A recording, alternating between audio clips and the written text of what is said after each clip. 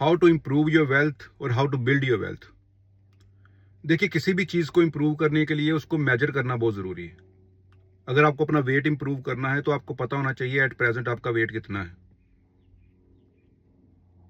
अगर आपका BP normal नहीं है तो आपको अपनी बीपी रीडिंग्स मेजर करनी पड़ेंगी, तभी आप उसको इम्प्रूव कर पाओगे। Similarly, you have to know what is your current wealth. आपकी वेल्थ यानी कि आपकी नेटवर्थ एट प्रेजेंट कितनी है, आपको पता होगा, तभी आप उसको इम्प्रूव कर पाओगे। अब नेटवर्थ जो है वो बढ़ने के दो तरीके हैं। एक तो आपने कोई एसेट्स लिए, वो एसेट्स ग्रो कर गए तो आपकी उसके थ्रू नेटवर्थ बढ़ रही है।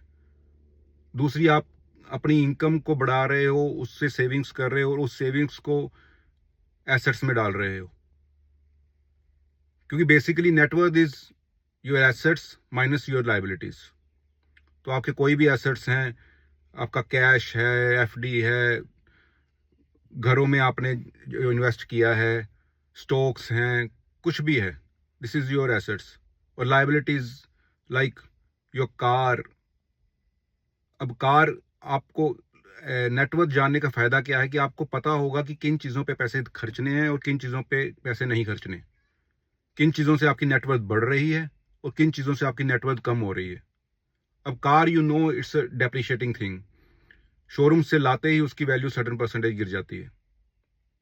तो इसका मतलब क्या है कि कार मत खरीदें अपना। पिछली वीडियो में तो तू बोल रहा था कि कार, ब्रांड न्यू कार लो, अपनी कैपेबिलिटी से थोड़ी एक्सपेंसिव कार लो, और अब बोल रहा है कि अपना। देखिए, जो चीज़ खरीदनी है, जो ज़रूरी है, जो मस्ट है, वो तो खरीदनी ही है।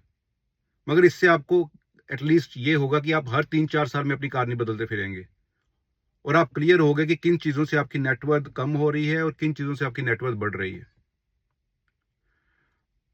अब यहाँ पे ऑस्ट्रेलिया में हम लोन्स पे घर लेते हैं, जो हमें एक लीवरेज प्रोवाइड करता है, और it's a great tool to increase your wealth. जैसे कि मैंने बोला कि दो तरीकों से वेल्थ बढ़ती है। अगर एक तो जो आपने एसेट्स लिए हैं, जो आप वो एसेट्स ग्रो कर रहे हैं, और उन एसेट्स की वजह से आपकी नेटवर्थ हर साल बढ़ रही है, आपकी प्रॉपर्टी अप्रिशिएट कर रही है, आप जो लोन की किस्त भरते पे हो, उससे आपकी अपना प्रिंसिपल जो अमाउंट जा रहा है, उससे आपकी नेटवर्थ इंक्रीज हो रही है।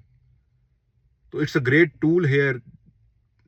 अगर आपको अपनी नेटवर्थ बढ़ानी है तो आपको जल्दी से जल्दी अपना पहला घर लीजिए, दूसरा घर लीजिए, और अपनी वैसे ही अपनी नेटवर्थ इंक्रीज करने में आपको इतनी हेल्प मिलेगी इस चीज़ से। और नेटवर्थ कितनी बढ़नी चाहिए हर साल? अगर एक अगर एक अपना टारगेट लेके बंदा चले थोड़ा सा कि कितनी नेटवर्थ हर साल बढ़ती रहे साड़ी, तो बेसिकली जो नॉमिनल जीडीपी है कंट्री की, उतनी तो उसके आसपास तो बढ़नी ही चाहिए हर साल। अब नॉमिनल जीडीपी क्या होती है? नॉमिनल जीडीपी इज जीडीपी, जो कंट्री की जीडीपी बोलते हैं, प्लस इन्फ्लेशन, वो आपकी नॉमिनल जीडीपी होगी। अगर ऑस्ट्रेलिया की जीडीपी 2% से बढ़ रही है किसी साल, प्लस 2% अगर इन्फ्लेशन है, तो आपकी जो नेटवर्थ है वो 4% से तो बढ़नी चाहिए। That should be minimum target. ज़्यादा तो जितनी बढ़े उतना बढ़िया, ठीक है ना। और दूसरा, आपको अपना टारगेट रख के चलना है कि कम से कम आपकी नेटवर्थ जो है वो 1 मिलियन टच करे, $1 million. Once it touch $1 million, ये एक मैजिकल फिगर है। Once it touch $1 million, magic will start happening. तो घरों में इन्वेस्ट करना, रियल एस्टेट में इन्वेस्ट करना इज अ ग्रेट टूल। मैं फिर से आपको ये बात बोल रहा हूँ, अपनी नेटवर्थ इंक्रीज करने के लिए हमेशा अपना साल में अपने घर की वैल्यूएशन कराइए, या अपना घर का एज अ सेलर और एज अ बायर दोनों की तरफ अपना देखिए घर का क्या प्राइस है। जो रियल प्राइस होगा वो इन बिटवीन समवेयर होगा। तो you have to know your net worth to improve it. So know your net worth. Thank you.